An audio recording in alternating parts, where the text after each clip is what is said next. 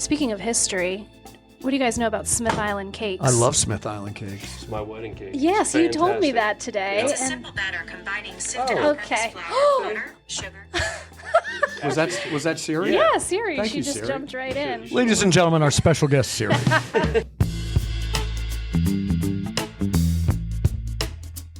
Hello, everyone, and welcome back for another episode of the Maryland Living Podcast. This is Megan Burke, and I'm here with John Reynolds and Pete FETTIG. And it's cold.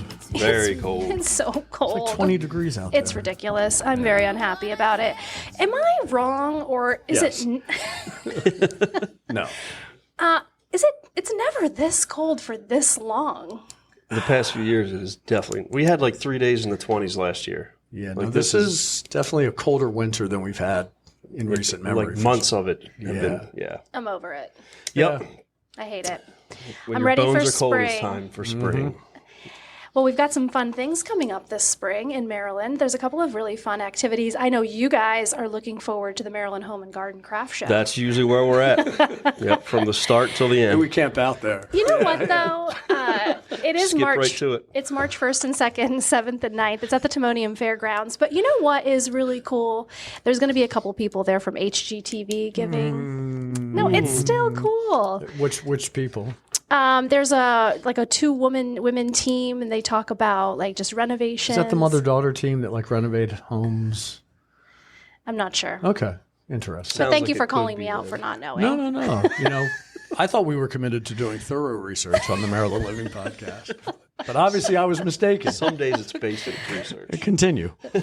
Anyway, so that's going on. And then have you guys ever been to the croquet match between St. John and Naval Academy? I'm going to go out on a limb. What do you think? I'll give you one guess. I'm going to say no. I never have, but it sounds really interesting. It is really Riveting. interesting. Have you been? I've been multiple times. Really? It's so fun, and it's such a great spring event. This year it's April 5th, 12 to 4. Tickets go on sale March 3rd, but it's so fun. Everybody gets dressed up, and you wear big hats and Nice. fascinators, and you watch the croquet match, and it's a Fascinating. tradition. It's been going on since 1983. So That's really cool. So I've never been to the croquet tournament, but Is this full contact croquet? it is, yeah. Pete introduced me to the crochet tournament quite a Yep. few years ago. Yeah, He's real crafty now. yeah, maybe that'll be going on at the Home and Garden Craft Show. maybe. Yeah. Yeah, we usually hit that right after the flower. And then we already talked about sock burning, so that's going on. Yeah. And then we've got, let's see, what else is going on? I know that the Lerman Woodland Theater in Catonsville, they for those of you who may not be familiar, the Lerman Woodland Theater is this outdoor amphitheater in the woods, in this parcel of land right next to Catonsville High School. It's been there for years, and they host free concerts every Saturday and Sunday through the summer. So Cool. from June 7th to August 31st, and it's just a great place to go, listen to some live outdoor music, bring the kids, bring a lawn chair. FYI, our favorite band, Mallow Hill, will be there on June yeah. 14th. Most shows are from 6 p.m. to 8 p.m., and it really is a nice venue in a good spot. Go up to the Village on Frederick Road, stop in at one of the restaurants or taverns there, get a drink, a bite to eat, then go down and listen to some good music. It's a lot of fun. And then one thing I'm really excited for is the First Thursdays Festival in Canton Waterfront Park. It's sponsored by WTMD, which is a really cool kind of alternative station. 89.7 on your FM dial.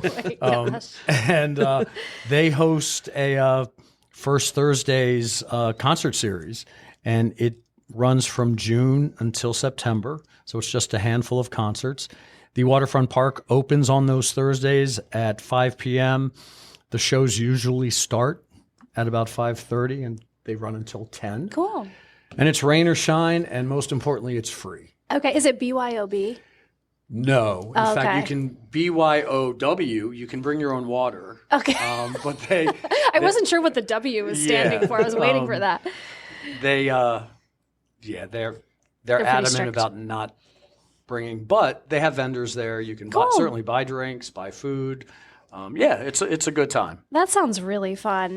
There's also a couple of restaurant weeks coming up. Annapolis Restaurant Week is February 22nd to March 2nd, and then Savor Bethesda Restaurant Week is February 20th to March 2nd, which is super cool. Those are always fun. Yeah, I'm glad that you mentioned Bethesda. I don't think we have focused enough on Montgomery definitely County. No. haven't, yeah. Maybe we should make that a priority. Because there is so much going on there. My best friend lives there, and I do go out there frequently to see her, and there is great restaurants. There's great things to do with kids. I know that's not really the area that we necessarily work in consistently. So, I do think we should spend some more time talking about it. Yeah, but it's certainly part of Maryland. It's a very vibrant area. It has much more of the Washington, D.C. flavor. Mm-hmm. A lot of high-end shops, and it's a nice area for it sure. is. Speaking of DC, something else that is a fun spring activity is, have you guys ever gone and seen the cherry blossoms? Yes. Okay. I've definitely Googled the image. Yep. That's kind of a cool thing to see. Those don't they start blooming soon? Soon, yeah. It all depends on the weather, winter we're okay. having. Yeah. Yeah. Yeah, I imagine it's I'm going to be thinking soon. it'll be later this. Last year it was definitely ahead of schedule. It was early. Yeah. And I they think it was draw like in. late February they started. It was very to early. pop. Yeah. Yep. They draw in so many people too, which is cool. Yep. Honestly, when they're in full bloom and you go down, it's beautiful. I mean, they look amazing. We have some. I don't know what it is. It's some kind of cherry blossom in our yard. Hands down, my favorite tree. Oh yeah. It's just complete white flowers, like once for a week, and Yep. it's stunning. But That's cool. it's some kind of cherry. Yeah. So that's enough for me. See, you know something about home and garden. Look at that. Well, that's what I learned. Well, he learned it. Yes, exactly. Yep. Home and Garden Show. John and I pointed it out to me. Weren't the cherry blossoms a gift from They were. Japan? Yep. After World War II, I think. I don't recall like a peace offering. history, but it definitely was a gift. All right. Yeah. Cool. It's nice. Yep. They're stunning. Yep. Okay, well, you guys, I went down a rabbit hole, and one of our plans for this podcast was to talk about the Crownsville Hospital. That's crazy. And now the Bada bing. Crownsville Memorial Park. And now I am obsessed. Just like Dave Portnoy, I start down a path, and now I am literally so you're obsessed. with Crownsville I State am. Hospital. So this is crazy. And I know, so there is the YouTube documentary that so many people have seen. I don't think it's getting enough attention. It's all about the Crownsville Hospital. It's called From Lunacy to Legacy. It's by R. Todd Stevens. And it just talks about, the hospital opened in 1911. It closed in 2004. And the entire documentary is just testimony from past staff and patients, which is really, it's just so interesting. It's interesting. It's like, it's sad. It's disturbing. Disturbing, yeah. Yeah, unfortunately, Crownsville and many of those types of hospitals during that time, I mean, they have a really dark history. Yeah. They were the prison alternative and not any better, unfortunately. Absolutely. Yeah. But it sounded like, so through this documentary, and I encourage everyone to go and watch it. I think you can get it on Amazon too, but again, it's free on YouTube. It's actually really well done. But there were people that were sent to the hospital that really didn't need to be there. At all. Yeah. Women with postpartum depression and just people that are just having a bad week, it Yeah. even seemed like, and I know there obviously were people there that needed that kind of assistance and help, but then it sounded like some of the things that were going on there were just really inhumane. Definitely. So it's just really sad. But again, I encourage everyone to go and watch this documentary. And I did find it really interesting. Even while this facility was open, there were people that had a lot of interest in it because they wanted to make sure the right things were going on there. There were people that were working there that didn't even have medical degrees that were claiming that they were psychiatrists and doctors. So a man, and I think I'm correct. He worked for the Capitol, and he decided, Capital Gazette. yeah, Okay. and he wanted to go in and just interview people, but of course they weren't just going to let him in the door. Yeah. So he posed as a patient. His brother, I think it was his brother, who admitted him to the hospital for 1 week, and just the stories that he had coming out of there were just insane. And just the amount of, they were giving them horse tranquilizers and shock treatments. A And lot of experimental testing, which yeah. is I remember the dark part of all that. I remember being a kid and watching this news special with Geraldo Rivera. And Geraldo Rivera went into this mental hospital up north, I believe, called Willowbrook Okay. and exposed it. And the stuff they were doing there was just like, you can't imagine people doing that to people. Yeah. Especially yeah. caregivers doing it to patients. Yeah. One of the things that I thought was interesting about the Crownsville is that, first of all, it's a massive complex. Yeah. Like on 500 acres, and 65 buildings. 65 buildings. That's and crazy. they used the patients basically as indentured servants to build many of those buildings. Yeah. Yeah. It's crazy. I was really surprised at how expansive the grounds were, and that it goes up. I know we were just talking about it goes up into Bacon Ridge, which is just crazy. There's a cemetery on site and a lot of unmarked graves there 1,700. too. That's And just that's crazy. like in that Bacon Ridge area we just read about. And they're numbers. So one of those was an actual worker too. I think it's worth noting that the hospital started off as a hospital for African Americans exclusively. Yeah. And, it's a shame, and it's a comment on the times. But I think that maybe that had something to do with the treatment. The treatment, and kind of yeah. the disregard. And I don't know, I just think if nothing else, at this point in history, given that we're a much more enlightened society, that Are we really? I think we are. No, we No, are. I think that 500 acres should be dedicated as some sort of memorial. A lot of people park. fought that for a Yeah. long time. Absolutely. Yeah, it just seems, I mean, And it's finally going to happen. It sounds like that's it. good. I mean, Yeah. give these people, the dignity now that unfortunately they didn't have in life. I Yeah, guess. and I feel like there's really two schools of thought, right? I mean, we can think about that facility as a place that really did a lot of evil things, but there were people there that were working there and doing good, and not everyone was doing the A monster, right. Yeah. There were, and it was an important place for people to be able to go when they did have, serious mental health issues, which there was, obviously there was all gamuts of, all of it. But the reason we're talking about it today is because, it has been closed since 2004, but it actually seems like it's really going to be turning into something, which is exciting. Back in 2007, there was a proposal for it to become like retail, office space, part of a hospital, some apartments. That didn't get passed. Then in 2016, they were discussing, actually they even did a ribbon cutting for a new treatment facility. And then in 2017, and I remember this because I used to live in Annapolis, so I would drive by every day on my way to work, and they were going to move the Chesapeake Bayhawks there. Do you remember that? I do. Oh, yeah. Yeah. Yeah. That Major League Lacrosse team, and they were going to do like a 10,000 seat stadium, 6,000 seat amphitheater. That didn't go through. And they actually filmed a movie there too. It was called Crazy 8. It was filmed in the basement of the administrative Really? building. Yeah.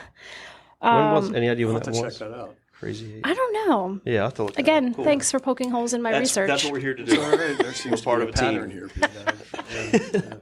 Well, I want to let me back up real quick. Yeah. I'm looking at the timeline here. In the 1970s, dozens of the developmental centers there, the mental hospitals, actually were converted to prisons. So not only was it Really? an alternative prison, they actually legitimately created prisons. So Okay. there's a lot of history on this, lots of hidden figures and just Yeah. horrible stuff. I know when it opened, they transferred a lot of patients from the other two Yeah. state hospitals in Maryland, Spring Grove up in Catonsville, and the name of the one Sykesville. the There's one one in in Sykesville. Sykesville. Yeah. The one in Catonsville. I mean, it still exists. It's Okay. still in operation, and it's actually the second oldest continuously operating psychiatric facility in the country. Okay. But they brought patients in from these two other state hospitals. But everything I read and everything I've heard about Crownsville talked about the ridiculous overcrowding that they had okay. in Crownsville. Yeah. So it almost seems counterintuitive. They only had 12 patients when they opened in 1911. Is that right? So then they started building. Obviously, it was one small I think structure it was then. 1,200 beds, but I could be wrong. Maybe that's what they ended up with. But Yeah. Yeah. Oh, yeah. This is 1911. So Have either of you driven through Spring Grove up in Catonsville? no. I was a patient there for many Were you years. now? No. I've definitely been up there. It's still in operation. I think it's now called Spring Grove medical center, something like that. And it's actually a place where they do a lot of training of psychiatrists. Okay. But it is also a massive complex, and most of the buildings there don't seem to be utilized. Okay.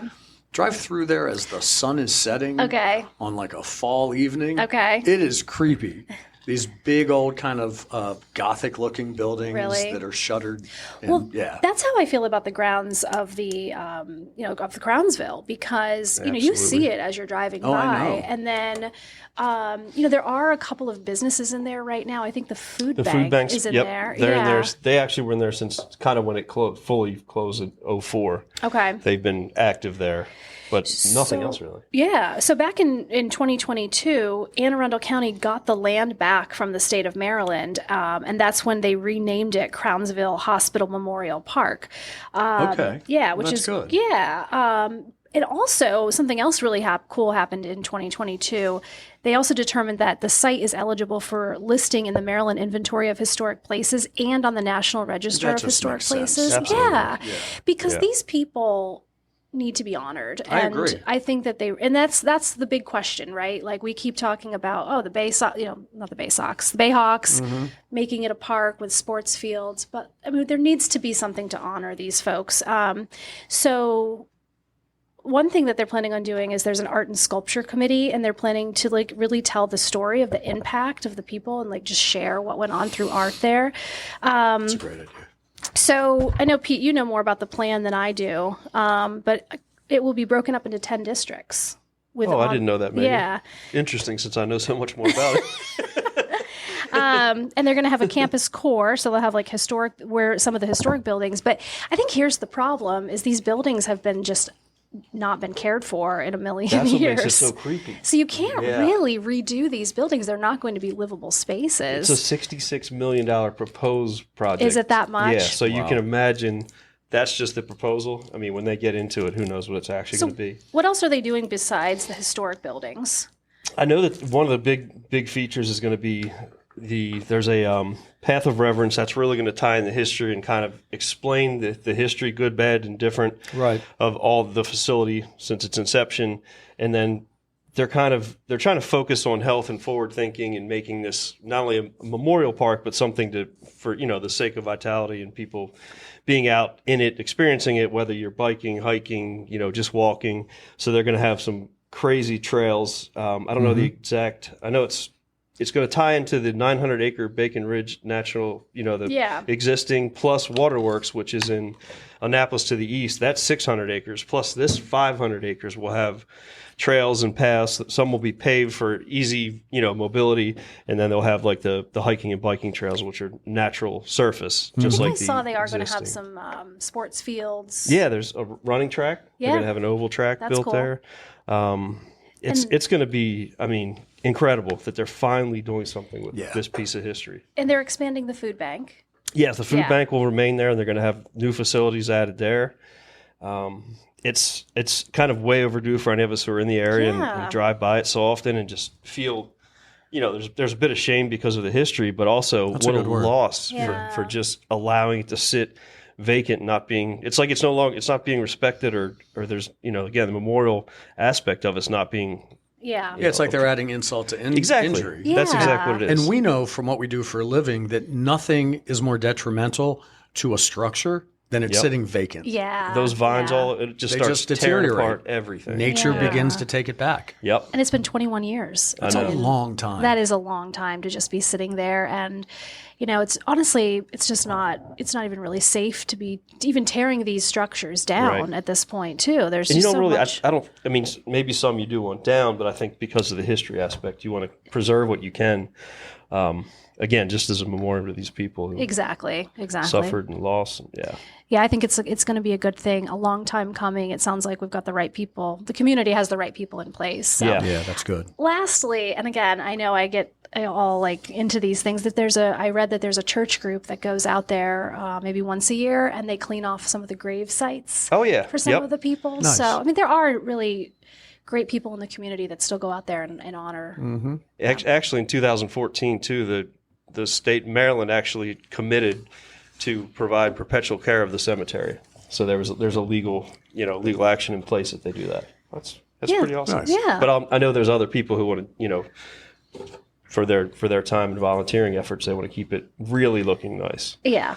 But at least it's not being, like the rest of the site just being completely abandoned and not cared for. So that's important. Mm-hmm. Yeah. No, it's. Who knows? They can't even identify all these people, Right. So. Well, let's make a transition into Colombia. Why not?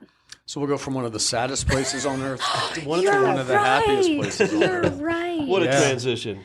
You're right. So Wallet Hub. Bring it back up. Wallet Hub, has named Columbia, Maryland as one of the happiest cities in the country. Which is crazy. And I mean, And I when can was see that? that. Did we look that up? No, it was 2024. Awesome. Okay. Yeah. Yeah, so recently. Good. Which is so cool. And I think it was because it was a bunch of different reasons. Yeah, that they gave. measured it. The matrix they used was safety, income, employment, and quality of life. Those were the metrics they used, and Columbia ranked really, really high. That's cool. Yeah. It always ranks. It does. It was a planned city. That's the thing that makes it so unique. Is It Yeah. was totally planned from its inception. James Rouse was the visionary, the civil planner who came up with the idea of Columbia.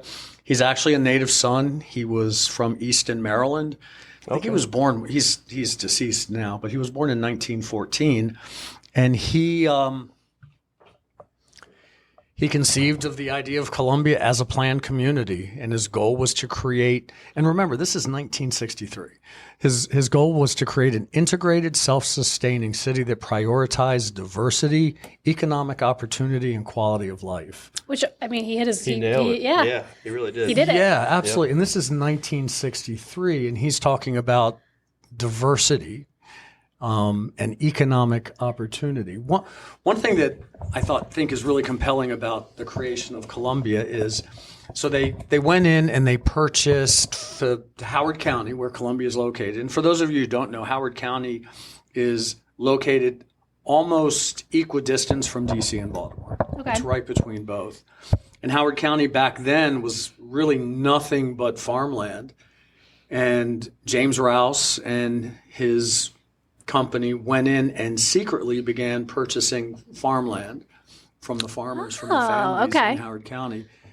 The initial land buy was about 14,000 acres. Okay. And the idea of Columbia, again, was to have this planned city, 10 individual villages that surround a town center. And that's exactly what we have to this day. And back in 1967, they began building homes. And one of the things that Mr. Rouse required was that the builders of homes in this new city of Columbia, they had to commit to not practicing discrimination. Okay. And if he found out that they were redlining or discriminating based on race, he would kick them out. And again, that was like a year before the Civil Rights Act passed. So this guy was a really kind of forward thinker. And I think, I think those very kind of altruistic beginnings is one of the reasons that Columbia is rated as one of the happiest places. Yeah, yeah. And I grew up there, and I'm a pretty happy guy. Well, there you go. There you go. We have proof. Yeah. My favorite part about Columbia is Meriwether. I love. The best music venue anywhere. I completely agree. It's fantastic. The improvements are insane. I went there years ago, and then more recently, actually, I went there 3 times within like a 6-week period, and it's just so nice. They've made so many improvements to it. You can see the stage from everywhere. It's the sound is. I mean, the sound is great. It's Everything crazy. is good. Yeah, and they really figured it out. You can sit in the pavilion, or even out on the lawn. Yeah. And even on the lawn, you can still see the band. You can hear everything. Yeah. They've done a great job with Parking's a that place. breeze in and out so quick. Yeah, Parking is good. It's great. And they've built all those restaurants there now. Yep. So that's the Meriwether district. So all of that area surrounding Meriwether Post Pavilion was dedicated as Symphony Woods. And it was just a park. And Columbia voted to segment off some of that parkland and build this new district called the Meriwether District behind Meriwether Post Pavilion. And yeah, you're right, Megan. It's all these nice restaurants, condos, apartments. So you can like literally have a nice dinner and then walk. That's exactly what we did. That's what we did. Yeah. Yeah. We went to Busboys and Poets, which was really cool, super healthy. And then we walked over and saw, who did we see? Did you get an alert? You've got mail. We saw New Kids on the Block. Oh, wow. Sorry to hear that. You're ashamed of yourself. No, okay. But no, 3 it's times great. I saw them. Do you guys know like the one thing that Columbia is notorious for? No, but I want you to tell us. Silly street names. Oh, yeah, of course. Yeah, how could we not answer that immediately? Street names, like when I was growing up in Columbia and someone would ask me my address, a stranger would ask me my address if they were shipping me something, and I'd say it. Were strangers shipping you a lot of stuff? Yeah, I was getting a lot of stuff from strangers back in the day. But I would say, what's your address? And I would say, blah, blah, blah, Humblebee Road. Oh. And they would say Bumblebee. And I said, no, Humblebee. Like and then a modest slap you upside bee. your head. And they would look at me and say, you live in Columbia? And I'm like, yeah. Oh, my gosh. Fluttering Leaf. What are some of those awful? Oh, my gosh. So I lived on Basket Ring Road. I lived on Humblebee Road. My in-laws lived on Warmstone. Not Warmstone Court or Warmstone Road. Just Warmstone. Warmstone. Oh, just Warmstone. Their house was always cold. I gave my future wife her engagement ring on Christmas Eve, standing at the corner of Camelback Lane and a road called The Bowl. Wow. Oh my gosh! Wow. So it all sounds very silly, but if you do a little bit of like deep diving, you realize that They just ran out of names. Now all of the street names in Columbia are named after works of literature.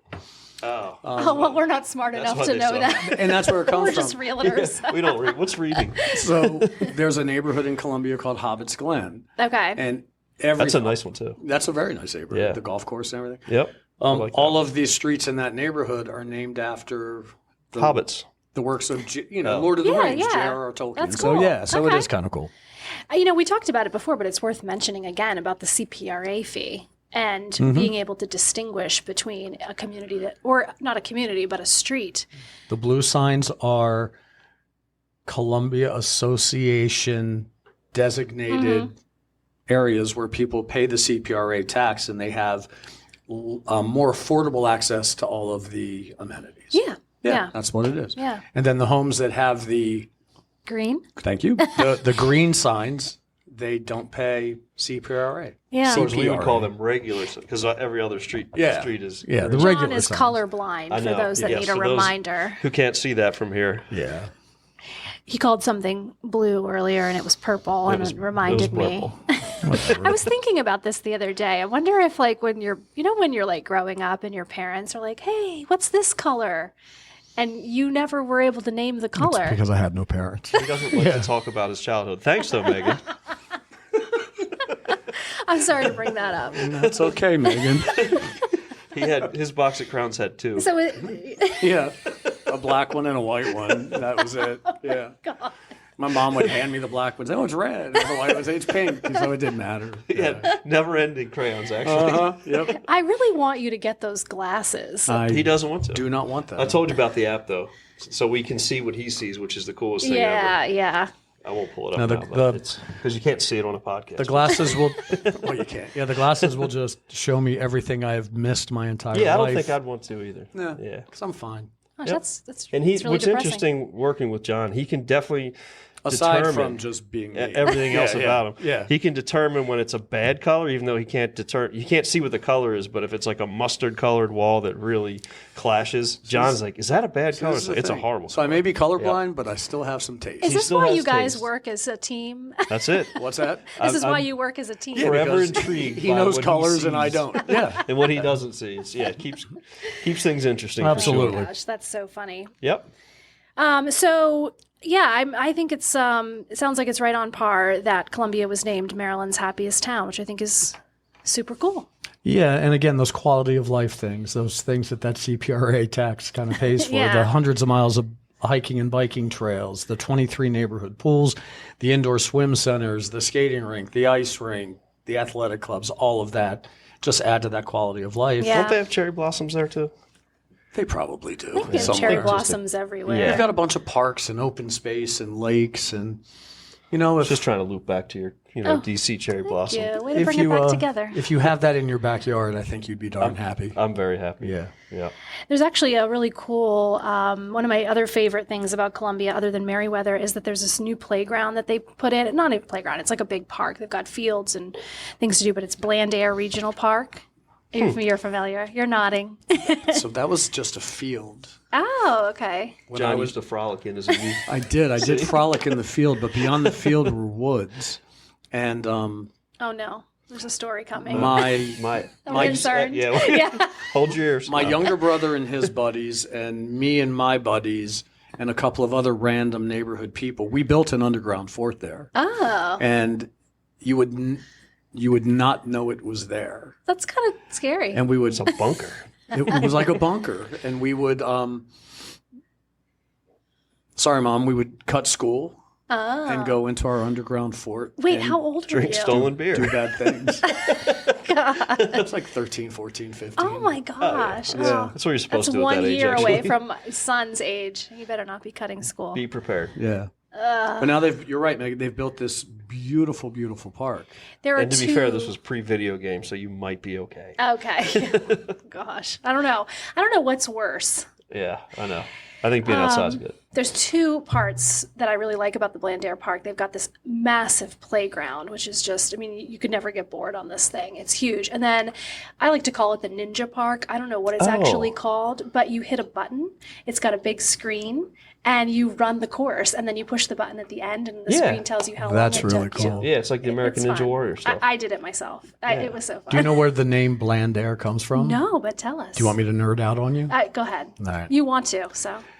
I wasn't planning on discussing this, Okay. so I didn't do any research. Oh my God. Another theme You're today. just all knowing. Yeah. I grew up. What'd you say? Another theme today. Yeah. I just grew up there, so I know it. No, so, you know. So there Bland. was an estate there, and it was owned by the same family for generations. They were related to the Dorseys, which were a big Maryland family. The most recent person who lived there was Mrs. Smith. And Mrs. Smith, feels made up. as legend, no, it's not. As legend, he's about to say. As legend has it, Mrs. Smith hated Columbia, and she refused to sell her land. And so her land, the land that Bland Air Park is on, and then almost an equal amount of land on the other side of Route 175, Okay. sat vacant just for years and years. And that's where we would frolic in the field and build underground forts. Apparently, when she passed away, she left the estate to her cats. No. And My wife would love that. the estate was in court for decades and decades to get something to be done with this beautiful parcel of land, literally in the middle of Columbia. And finally, what was decided was they were not going to build houses or anything like that. They were going to build this park, and the name of the estate was Bland Air. And the house is still there on the other side of the highway from the park. Really? Yeah. I wonder if anyone lives there. That's No. interesting. Dorsey Search. That's That's where it comes from. that's what I Okay. figured. Okay, cool. That is very interesting. And Dorsey actually, Road. Yeah. Sure. Yeah. I'm actually really curious how they worked that estate out, given that it was given to the cats. That lady really, She liked cats. clearly. Yeah. Clearly, yeah.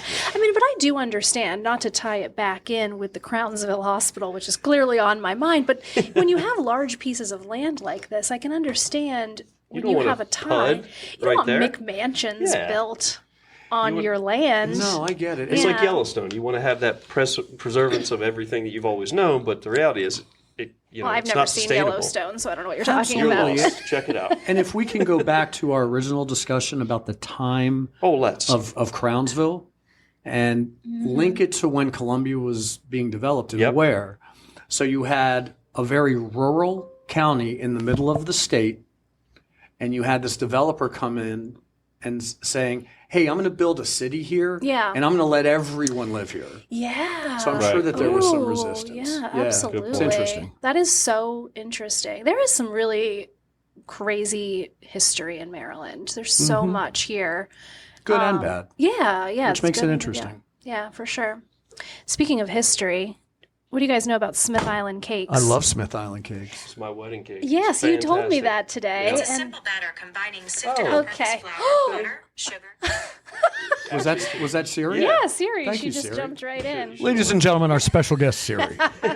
And You should let that run. well, she literally just told us how to make the cake. That's really funny. It's like, you better need to have stop. 3 days on your hands. It's definitely labor intensive. Oh my! And lots of patience because it's like 8 or They've gotta be 9, 8 to perfect. 10 layers. It's 8 to 10 layers, Yeah. and they're very thin. Yep. And there's you got to ice each layer. They've been making these cakes. Well, first of all, Smith Island is one of the only, actually, I think it is the only inhabited island in Maryland. So there's about 250 people living on the What island. about It's, Ken Island? I've heard of that one. Ken once. Island. oh, What about Gilligan's Island? Yeah. okay, wait. What about Fantasy Vincent's Island? Island? That's Okay. that's not inhabited. Okay. All right. Um, Yeah. one of, So hashtag research, Megan. Talk about a theme. I think we got the name for this podcast. Research. anyway. It's a relatively it isn't it is an inhabited island, but I believe what differentiates it, Megan, yes. not to step on your toes, Uh-huh, go but ahead. it's only you can only reach it by boat. Thank you. Yes. Okay. As opposed to all those other islands that are very inhabited. Yeah. They are, but Maryland. there's bridges that take you to those islands. And cars. Yeah. And ferries. Yeah, that's not possible with Smith Island. But anyway, they've been making the cakes, Pete. Yes. Let's You're go back fired. to cakes. But anyway, women made them back in the 1800s. They would send them with their husbands on autumn oyster harvests, which is really cool. Oh, That yeah. is cool. Yeah. That is I like cool. that. And then in 2009, a guy named Brian Murphy, he started the Smith Island Baking Company, and now they're shipped all over the world. Yeah. And at the FETTIG's wedding. So- Absolutely. And I think it was Brian Murphy's one of his bakeries where my mom gets her Smith Island cakes. Oh, Yeah. cool. Awesome. Yeah. You know, I'm not a huge cake fan, but I do like those cakes. They're good. good, And you can yeah. get them in a variety of flavors. And, Yeah. Yeah. Nice to hear you Yeah. change your tune from earlier. My God. This is the Calling Megan Out podcast. You didn't have the right flavor. You didn't realize that they make any flavor you want. That's what makes them I'm just amazing. not a huge cake fan. I prefer ice cream cake, but Oh, I do too. I'm with you on that. Ice cream cake, like Carvel ice cream cake with the crunchies between the layers. The football one. That's the, The one you football get, one's the 'cause you best got 'cause the it's coated top in chocolate. And the I middle. don't know why he's making fun of me. He'll only eat red velvet cake. Yes. It's the only I don't- dessert you'll but eat. that actually stands for what I just said because I don't really like cake. Okay. I agree with you. I do Ice like- cream cake is where it's at. And you would know it if you could see me. I love cake, and I very really, doughy. I really like. Jesus, thanks. I'm just putting I images together for really, everybody. I'm not that doughy. You're not. You're definitely not. I really like Smith Island cake. Yeah. Yeah. Which is good because That's one of the exceptions. Is Smith Island the one where they sort of talk in the different dialect? Oh, There's yeah, Smith Island, yeah. then there's Tangier Island in Yep. Virginia. And Tangier outlets too, if you'd like to go Well, shopping. there's that. oh yeah. But they speak in almost like an old English, like British okay. dialect, which is really kind of cool. And like a lot of people have studied it. And Didn't you have your own language with your kids growing up? the op language? Yeah. Yeah. This is a thing. It's all about the ops. You're all about the languages. Yeah, we could talk about op But if you later. look at, I mean, just look at Baltimore City. Like, there's dialects within different neighborhoods. Oh, absolutely. Even. So it's Yeah. not surprising that an island you can't inhabit would also have An uninhabited island. a dialect. Oh my Yeah. gosh. Well, I hope that everyone enjoyed today's podcast. It was great. What a jumbled mess this was. No, this was a good one. This was a good That's what one. happens when you get really busy during the week and then jump into your podcast. Yeah, absolutely. Well- and if some of us had just done the required amount of Research. research, it would have been a much more cohesive Listen. episode. All of us here. I hope that everyone is now just as passionate as I am, and I think you guys are now about the Crownsville Hospital and what's happening with it and the history Yep. that they have there. In all seriousness, like let's keep an eye on what's happening there, Yeah. and if there's If there's anything that we can do. I think it would be worthwhile to keep an eye on what's happening at the Crownsville Hospital site Yeah. to see if there's anything that we as local business people could do to support Something. it. Yeah. And Anything. maybe get the word out to our listeners. Absolutely. Yeah. Yeah. And keep sharing what's going on. It's a And really worthwhile effort, I think. I think the community has a huge voice too in what's going on Good. because oftentimes, or every time they have proposed like Bill 27, Bill 28, back in 2015 and 16, a lot of the things that kind of put a halt to it were the community meetings. For sure. You know, Yeah. so I think it's really important that the community is involved, and we as realtors and business people and just people in the community and people that have a platform, County I think it's members. important to Yep. be talking about it, because, you know, part of what they want to build there has to do with mental health, and that's so important right now in our society. Definitely is. Absolutely. Well, I would like to thank the two of you for your time today on the Maryland Living Podcast. I'd like to thank everyone been a that's true listening. pleasure. It has been. Yeah, it's been fun today. I'd like to thank everyone who is listening and has continued to listen and support us. Thank you very much. Yeah. One thing I wanted to bring up, we're starting to get some really nice feedback in our mail account, in our text mail account. Yeah. And I think it would be a good idea. Let's check that today. Yeah. We've gotten some questions. Most of them are real estate related. Yeah. Some of them are, very specific about events and things in Maryland. But I think in an upcoming episode, we need to go into our mailbag and answer some of those questions. Too, Yeah, I think it'd be great. Yeah. I think that would be fun. And I mean, obviously, people want to hear, more of what's going on, and that's what we're here to do. So We could have Siri call in again, Siri's always special a great guest by Siri. So you can find us on Maryland Living Podcast on Instagram. Correct. And people can email us if you have a question at marylandlivingpodcast@gmail.com. Correct. And then people can also make a comment on the show notes. Correct. They can send us a text directly from the show notes. And that's actually the best place. If you have a question, if you have any ideas for us, that would probably be the best place to do it. Great. Wonderful. We'll talk to you next time. Fantastic. Bye-bye. Bye-bye. Ciao.